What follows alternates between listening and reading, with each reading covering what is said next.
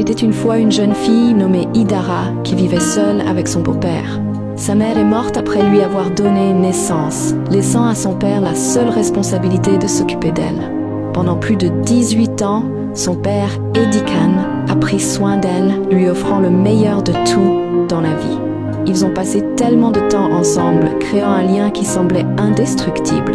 Idara aimait tellement son père qu'elle ne passait jamais une journée sans le voir ou lui parler. Idara a finalement été admise à l'université. Son campus était à 2 heures de route et Idara ne pouvait pas supporter l'idée d'être loin de son père. Toute sa vie, elle avait toujours été entourée de son père et ne pouvait pas supporter l'idée de le quitter. Mais son père, Eddie Khan, l'a encouragée, lui rappelant que l'éducation était importante pour son avenir.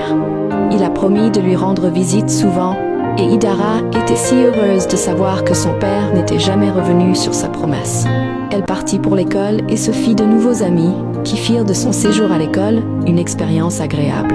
Après plusieurs mois d'absence, Idara rentra chez elle et vécut le choc de sa vie. Elle entra dans le manoir de son père et fut accueillie par une femme étrange qui se présenta à elle comme étant la petite amie de son père, Emem. Idara resta là, confuse, tandis que son père s'approchait d'elle pour l'accueillir à la maison. Il était si heureux de présenter Emem à sa fille Idara, qui n'avait pas l'air heureuse de voir une autre femme dans leur maison.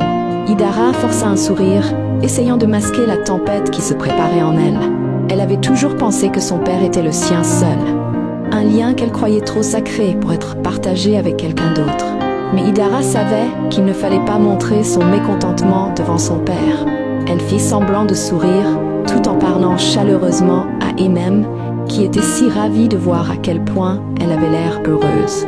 Ce qu'Emem ne savait pas, c'est que derrière le sourire se cachait une tempête de colère et de ressentiment qu'Idara